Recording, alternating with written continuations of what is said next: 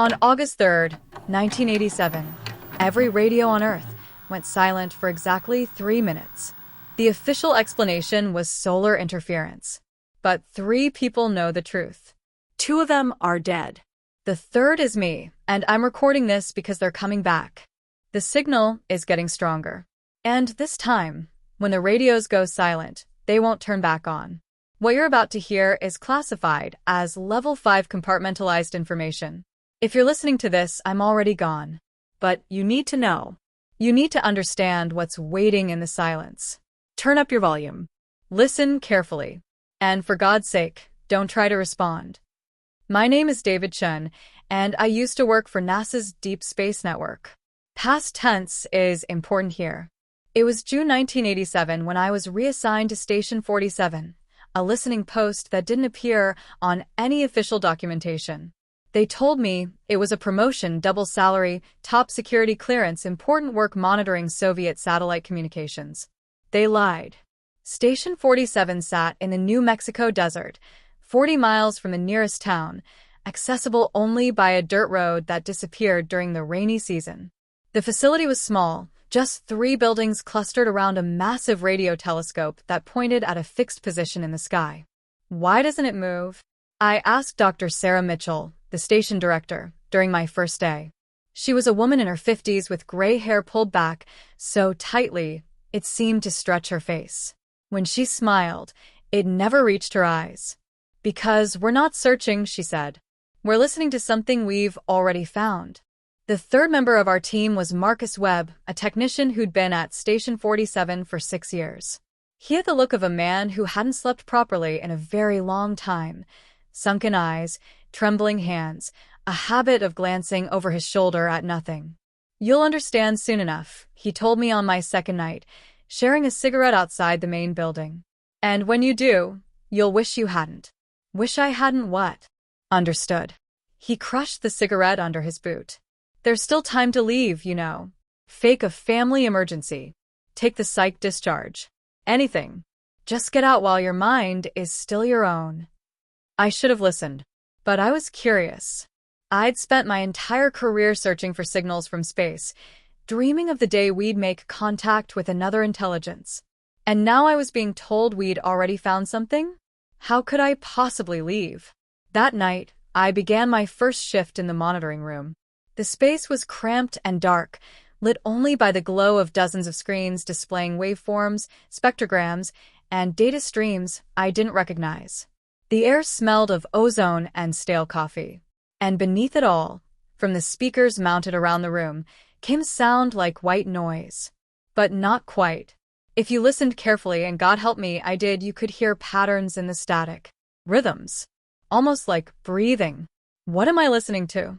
I asked Sarah, who sat at the main console, her fingers dancing across controls with practiced ease. Coordinates 23 hours 17 minutes and 21 seconds, plus 19 degrees 28 minutes 12, she replied without looking at me. A point in space approximately 47 light-years from Earth. We've been monitoring it since 1952. 1952? But the Deep Space Network wasn't even. The Deep Space Network that you know about wasn't operational until later, yes. Now she did look at me, and her expression was utterly serious. This facility predates it by decades. We built it for one purpose: to monitor the signal. What signal? She adjusted a dial, and the white noise resolved slightly. Now I could definitely hear it, a pulse, steady and regular, like a heartbeat transmitted across the void. We call it the breath, Sarah said quietly. It's been transmitting constantly for as long as we've been able to detect it. Possibly longer. Possibly forever. I leaned closer to the speakers, my scientific training kicking in despite my unease. What's the source? A pulsar? Some kind of natural phenomenon? If only. Marcus had entered without me noticing, carrying 3 cups of coffee. His hands shook as he set them down, liquid sloshing over the rims. Show him, Sarah. Show him what happens when we turn up the gain. Sarah hesitated. It's only his first night, and it'll be his last if we don't prepare him properly. After a long moment, Sarah nodded. Her fingers moved across the console, adjusting settings, amplifying the signal. The sound grew louder, clearer. And then I heard them. Voices. Thousands of voices, maybe millions, all speaking at once in languages I didn't recognize. Some sounded human. Others didn't. They overlapped and intertwined, creating a cacophony that seemed to bypass my ears and resonate directly in my skull. But worse than the voices were the screams. High and thin and utterly devoid of hope, they wove through the other sounds like threads of pure terror. And beneath it all, that steady pulse, the breath, like the heartbeat of something vast and ancient and hungry. I yanked off my headphones, stumbling backward, my own scream caught in my throat. Sarah immediately reduced the gain. The sound returned to simple static. "What the fuck was that?" I gasped. "That," Marcus said, lighting another cigarette with shaking hands, "is what's waiting in the dark. And it knows we're listening." I didn't sleep that first night. How could I? Instead, I sat in my assigned quarters, a small room with a bed, a desk, and a window that looked out onto the desert, and tried to rationalize what I'd heard. Radio interference. Some kind of atmospheric phenomenon. A prank by my new colleagues to test the rookie. But I knew better. I'd spent years analyzing cosmic signals, learning to distinguish natural phenomena from artificial ones. And what I'd heard through those speakers was neither. It was something else entirely. At 3:47 a.m., there was a knock at my door. "Come in," I said, expecting Marcus or Sarah. But when the door opened, no one was there. I stepped into the hallway, looking both ways. Empty. The facility was silent except for the ever-present hum of machinery and, if I listened very carefully, that distant static from the monitoring room. Then I noticed the piece of paper on the floor, just outside my door. It was covered in handwriting, frantic, barely legible scrawls that filled every inch of space. "Don't let them know you understand, don't acknowledge, the voices don't respond, don't respond, don't respond, they can hear you thinking about them, station 23, gone station 31, gone station 38, gone we're next, the breath is getting stronger, August 3rd, August 3rd, August 3rd. The note was dated 2 weeks ago and signed with initials, JK. "That was Jenkins," a voice said behind me. I spun around to find Marcus leaning against the wall, still wearing the same clothes from earlier, still smoking. "Who's Jenkins?" "Your predecessor. He lasted 3 months before." Marcus trailed off, his eyes distant. Before he understood too much. What happened to him? Officially? Psychological break. They airlifted him out, sent him to a facility in Colorado. Marcus took a long drag. Unofficially, he started responding to the voices. Started trying to communicate back. And on his last night here, we found him in the monitoring room, holding the microphone, broadcasting into space. Broadcasting what? Coordinates. Earth's exact location. Every major population center. Precise astronomical data that would make us trivial to find. Marcus's voice was hollow. Sarah shut it down after 90 seconds, but the damage was done. Whatever's out there, it heard him. It knows where we are now. I felt my blood run cold. You're saying he led them here? I'm saying he tried to. Whether they're coming. Marcus gestured at the desert beyond the window. We'll find out soon enough. August 3rd. That's when the signal's predicted to peak. When the breath becomes something more. How do you know that? Because it's happened before. He crushed out his cigarette. Every 35 years, like clockwork. 1952, 1987. The signal intensifies. And for 3 minutes, every radio on Earth goes silent. Completely silent. No static, no interference, nothing. Just absence. I remembered the note. The other stations that went dark. All stopped transmitting on their respective August 3 RDS. We'd send teams to investigate, but there was never anything to find. Empty facilities. No signs of struggle. Just gone. All the equipment still running, coffee still warm in the cups. Like everyone just vanished mid-sentence. Then why are you still here? Why haven't they evacuated this station? Marcus laughed, but there was no humor in it. Because Station 47 is the last one. All the others are gone. We're the only ones left listening. If we abandon our post, there'll be no warning when it happens. No chance to prepare. So we stay. We monitor. And we pray that understanding doesn't come too quickly. He turned to leave, then paused. Get some rest while you can, David. Tomorrow, Sarah will start teaching you about the pattern. Once you see it, you can't unsee it. And once you understand what it means. What? What does it mean? Marcus looked at me with eyes that held too much knowledge and too much fear. It means they've been calling to us. For decades. For centuries. Maybe for as long as humans have existed. And now, finally, we're starting to understand the language. Starting to hear what they're really saying. Which is, come home. The next evening, Sarah called me to the monitoring room. Marcus told you about the pattern, she said. It wasn't a question. He mentioned it. Good. That saves time. She pulled up a chair beside the main console and gestured for me to sit.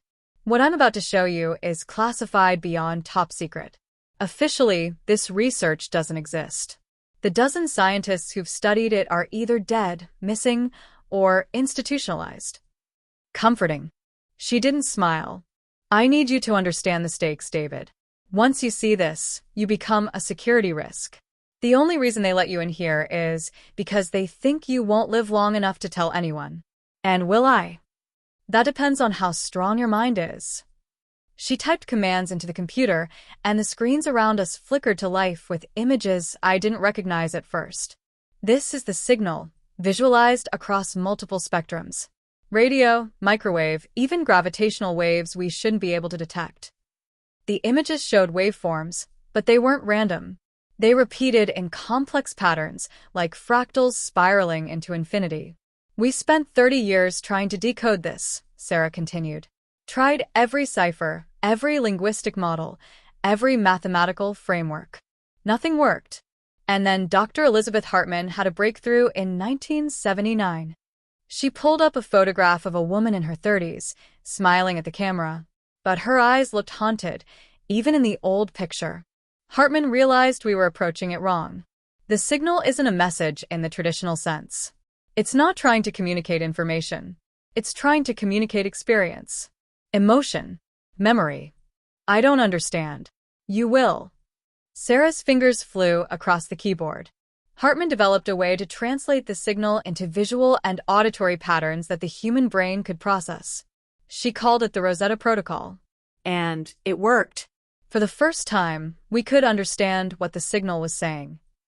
The screen shifted, and suddenly I was looking at something that made my eyes hurt. Geometric shapes that didn't quite obey the laws of physics. Colors that shouldn't exist. And in the center, forming slowly, like an image developing in a darkroom, a face. Not human. Not alien. Something other. It had too many eyes, all of them staring directly at me. Its mouth, if it was a mouth, was open in what might have been a scream or a laugh or both. And around it, space itself seemed to warp and fold, as though reality was bending to accommodate its presence. Don't look directly at it, Sarah warned, but too late. The thing's eyes locked onto mine, and I felt something push into my mind. Not a thought, exactly. More like a presence. Ancient and vast and utterly indifferent to my existence. And then the voices started. Not from the speakers. From inside my head. Come home, come home, come home. We are waiting, we have always been waiting. You are ours, you have always been ours. The separation was cruel but temporary. Soon the breath will become the word. And the word will become the gate. And you will remember. You will remember what you really are. I screamed, clawing at my ears. But the voices didn't stop. They grew louder, more insistent, filling every corner of my consciousness. Sarah slapped me hard across the face. The shock of it broke the connection. The voices cut off instantly, leaving only ringing silence and the thundering of my own heartbeat. I told you not to look directly at it. Sarah shouted, shaking me by the shoulders. The pattern infects observation. The more you understand, the more it can reach you. What the fuck is that thing? I gasped, my whole body trembling. We don't know. Hartman had a theory before she disappeared. She thought it was showing us our origin. Or our destination. Or maybe both. Sarah released me and slumped into her chair, suddenly looking every one of her 50-some years. She thought humanity didn't evolve naturally. She thought we were sent here, seeded, by them. That's insane. Is it? Think about it, David. Why do we dream? Why do we look at the stars and feel homesick for places we've never been? Why does every culture on Earth have myths about beings from the sky who created us, who will return for us? Coincidence? Cultural evolution? Or memory? Sarah's voice was barely a whisper now. Genetic memory of where we really came from, what we really are. And the signal isn't trying to contact us. It's trying to wake us up, remind us that we belong to them, that we've always belonged to them.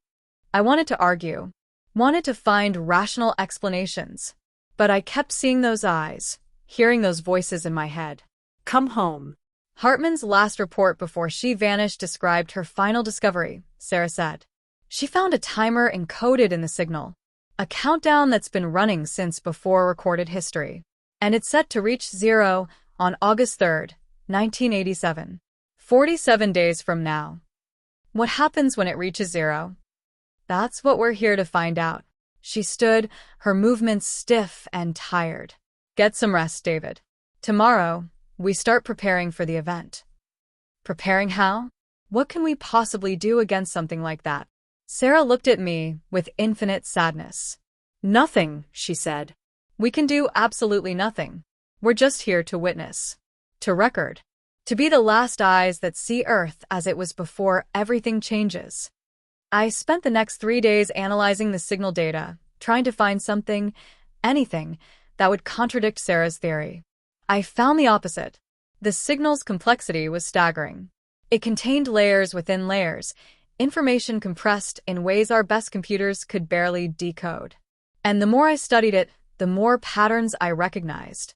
Astronomical data, the precise wobble of Earth's axis, the frequency of solar cycles, historical climate patterns going back millions of years.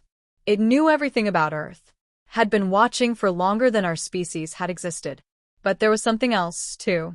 Something that made my blood run cold when I finally understood it. The signal contained human DNA sequences. Not similar to human DNA. Exactly human. Down to the last base pair. Now you see, Sarah said when I showed her my findings.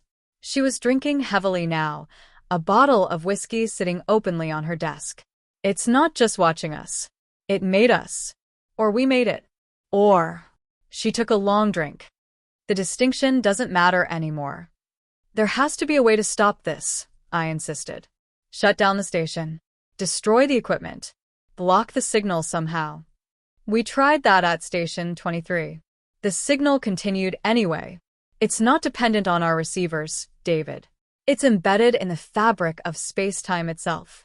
The telescope just helps us hear it more clearly. Then we run. Evacuate. Get as many people away from here as possible before August 3rd. Away to where? Marcus had appeared in the doorway, looking worse than ever. He hadn't shaved in days, and his eyes had a wild, feverish quality. They're everywhere. The signal's coming from a specific point in space, yes, but it's affecting the entire planet. There's nowhere to run, nowhere to hide. He stumbled into the room, and I realized he was holding something. A folder, old and worn. I lied to you, he said, tossing the folder onto the desk. Or rather, I didn't tell you everything. The stations that went dark? We know exactly what happened to them. We've known for 35 years. I opened the folder with trembling hands. Inside were photographs, reports, and a film reel labeled Station 23, August 3rd, 1952. There's a projector in the storage room, Sarah said quietly. Watch it. You need to understand what's coming. 20 minutes later, I was sitting in darkness watching grainy footage from 1952. The film showed the interior of a monitoring station much like ours. 3 people, 2 men and a woman, sat at consoles, their faces tense with anticipation. A timestamp in the corner showed 11:57 p.m. on August 2nd, 1952. They waited. At exactly midnight, every screen in the monitoring room went white. Pure, blinding white. The people didn't react at first, just stared at the displays. Then slowly they stood up. In perfect unison, all three turned to face the camera. Their expressions were blank. Empty.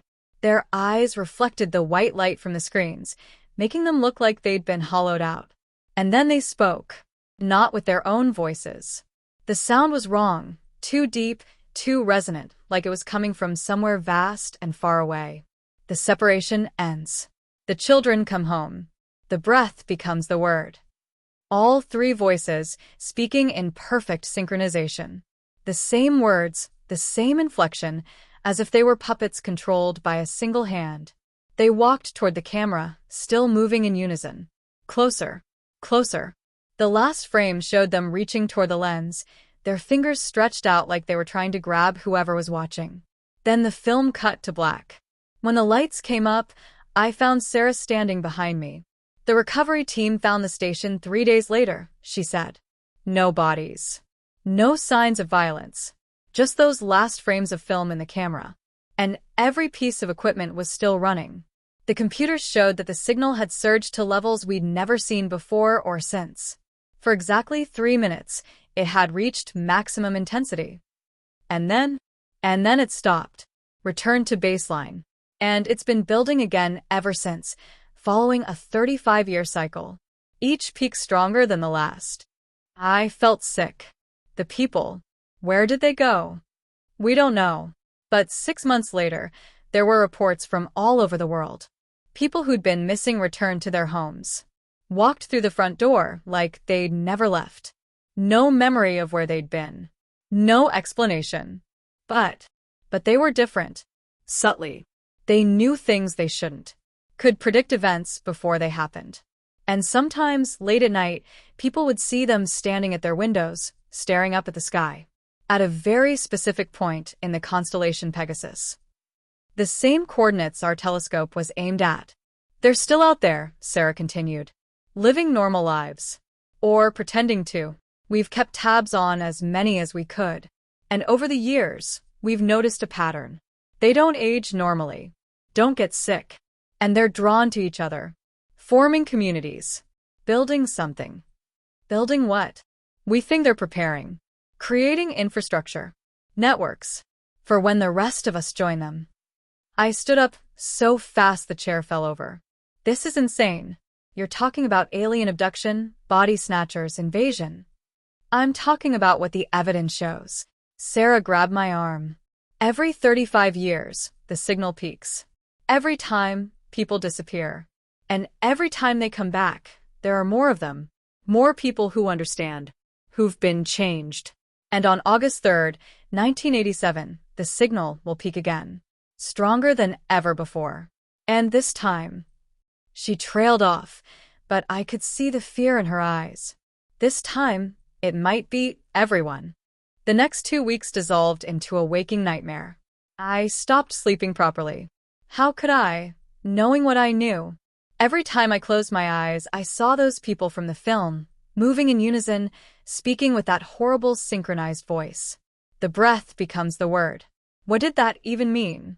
I threw myself into the data, analyzing every aspect of the signal, searching desperately for a weakness. Some way to block it, interrupt it, anything. Marcus found me at 4 a.m. one morning, surrounded by printouts and empty coffee cups, mumbling equations to myself. You need to sleep, he said. Can't. Almost got it. The interference pattern, if we can generate a counterfrequency, maybe we can cancel out the signal, or at least dampen it enough. David. He gripped my shoulders, forcing me to look at him. Station 38 tried that. They built a massive transmitter, pumped gigawatts of power into space, trying to jam the signal. And on August 3rd, 1952, the transmitter reversed. Instead of blocking the signal, it amplified it. Everyone within 50 miles disappeared. All of them. Entire towns gone in an instant. He released me and slumped against the desk. Don't you understand? It's not a signal we're receiving. It's not even communication, in any sense we comprehend. It's something fundamental to reality itself. Trying to block it is like trying to prevent gravity. It's woven into the structure of space-time. Then what do? We witness. We record. And we hope that when it's over, some part of us still remembers being human. I wanted to scream, To break something. to run out into the desert and keep running until I collapsed. Instead, I asked the question that had been haunting me for days. Have you heard them? The voices in your head. Marcus was silent for a long moment. Every night, he finally whispered, They're getting louder. More insistent. They show me things, David. Beautiful things. Terrible things. I see cities of light that shouldn't exist. I see the Earth from space, but it's not the Earth I know. It's covered in structures, vast geometric patterns that pulse with the rhythm of the breath. And I see us, humans, but we're not human anymore. We're something else. Something that looks at our current form the way we look at single-celled organisms. Evolution, I breathed. Or revelation. Or apocalypse. The words don't matter. What matters is that it's inevitable. And it's close now. So close I can feel it pulling at me, telling me to let go. Stop resisting. Accept what I really am. He looked at me with eyes that had seen too much. In 23 days, David, you're going to face a choice. When the breath becomes the word, when the signal peaks and the world goes silent, you'll hear their call. Really hear it. And you'll have to decide whether to answer. What happens if I refuse? I don't think refusal is an option. I think the only choice is whether you go willingly or screaming. Over the next 3 weeks, I watched Marcus deteriorate. He stopped eating. Stopped sleeping entirely. Spent his shifts in the monitoring room with the gain turned up high, listening to the voices that the rest of us could barely stand for more than a few minutes. And he started writing on the walls. Equations at first. Complex mathematical proofs that I couldn't follow. Then diagrams, geometric patterns that hurt to look at, that seemed to fold in on themselves in impossible ways. Sarah tried to intervene, but Marcus just smiled at her with vacant eyes and kept writing. He's already gone, she told me one evening, watching him through the monitoring room window. His mind is there now, even if his body is still here. When August 3rd comes, he'll be the first to go. And he'll go willingly. What about you? I asked. Are you hearing them? She nodded slowly. Every day, louder and clearer. They're not malevolent, David. That's what's so terrifying. They're not trying to hurt us or enslave us. They genuinely believe they're helping. Bringing us home. Reuniting us with what we were always meant to be. And if we don't want that, I don't think one has anything to do with it. It's like asking if a caterpillar wants to become a butterfly. The transformation is inevitable, built into our very DNA. She pulled out a photograph from her desk drawer. It showed a younger version of herself with a man and 2 children. My family, she said. I haven't seen them in 8 years. I told them I was taking a classified position. Couldn't tell them where or for how long. They stopped writing after the first year. Why did you stay? Because someone has to witness. Someone has to record what happens. So that maybe, if there's anything left of humanity afterward, we'll remember who we were, what we gave up, or what was taken from us. She set the photo down gently. 7 days, David. That's all we have left. 7 days until we find out if we're the last generation of humans or the first generation of something new. August 3rd, 1987. The day the world ended. Or began. I still don't know which. We'd been monitoring the signal for 72 hours straight, watching it build with exponential intensity. The breath was no longer a subtle pulse buried in static. It was a roar, a hurricane of sound and meaning that shook the building's foundations. Marcus had stopped speaking entirely. He sat at his station, headphones on, swaying slightly to rhythms only he could hear. Occasionally he would laugh. Hi. Manic sounds that made my skin crawl. Sarah chain-smoked and drank coffee, her hands steady despite the tremors I could see in her shoulders. She'd set up multiple recording devices, determined to capture everything that happened. And I tried to stay sane. tried to hold onto the last threads of rational thought even as the voices in my head grew louder with each passing hour. Come home, come home, come home. The clock showed 11:30 p.m. 30 minutes until the predicted peak. David, Sarah said quietly, if you want to run, now's the time. Get in your car and drive. Maybe if you're far enough away when it happens, maybe you'll be spared. You don't believe that. No. But I wanted to give you the option. I sat down at my console instead. I need to see this through. Need to know what happens. She nodded. We understood each other. Marcus suddenly spoke, his voice distant and dreamy. They're here. Can't you feel them? They've been waiting so long. So patient. But now the cycle completes. The breath becomes the word. The word becomes the gate. And we go home. 11:45 p.m. The signal was so intense now that we didn't need headphones. It resonated through the building itself, making the walls vibrate, the lights flicker. My teeth ached from it. My bones hummed. And I could see things in the corners of my vision. Shapes that didn't belong in three-dimensional space. Figures standing just beyond the edge of perception. Waiting. 11:55 p.m. Sarah gripped my hand. Whatever happens, remember. The power died. Complete, absolute darkness. The signal cut off instantly, leaving a silence so profound it was like being buried alive. I couldn't hear my heartbeat. Couldn't hear Sarah breathing beside me. Couldn't hear anything. For exactly 3 seconds, the universe held its breath. And then the word came. I can't describe it in human language. Can barely remember it now, my mind protecting itself from the memory. But in that moment, I understood everything. I understood that humanity was a seed, planted billions of years ago by beings that existed in dimensions we couldn't perceive. I understood that our evolution, our history, our dreams and myths and religions, all of it had been guided, shaped, directed toward this single moment. I understood that we were children, finally old enough to come home. And I understood what home meant. Not a place. A state of being. A transformation so complete that what emerged would retain no memory of being human. We would become part of something vast and ancient and utterly alien to everything we'd ever known. The words spoke our true name, and the world answered. I came to lying on the floor of the monitoring room, daylight streaming through the windows. Sarah was gone. Marcus was gone. I was alone. Stumbling outside, I found the parking lot empty except for my car. The other vehicles had vanished along with their owners. The radio telescope still pointed at the sky, but its systems were dead. Silent. I drove back to civilization in a daze, expecting to find cities empty, populations vanished. Instead, I found people going about their normal routines. Cars on the highway. Stores open. Everything normal. But it wasn't normal. I could see it in their eyes. A subtle difference. A knowing. They'd heard the word too. But unlike Sarah and Marcus, they'd remained. The transformation had been partial, incomplete. Or maybe just beginning. I tried to tell people what had happened. Tried to warn them. But my security clearance was revoked before I could speak to any reporters. My research was confiscated.